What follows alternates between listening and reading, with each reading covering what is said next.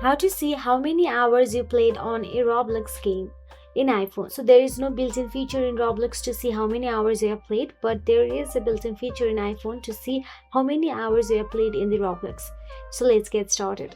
First of all, let's simply open the settings app from your iPhone's home screen. Then all you have to do is scroll down and tap on the screen time option available there. You can manually track time by noting when you start and stop playing. Once you tap on the screen time, you can see your screen time of your iPhone. There you can simply tap on the see all app and activity option available there. And once you tap on it, scroll down and look for the Roblox app available there and simply tap on it.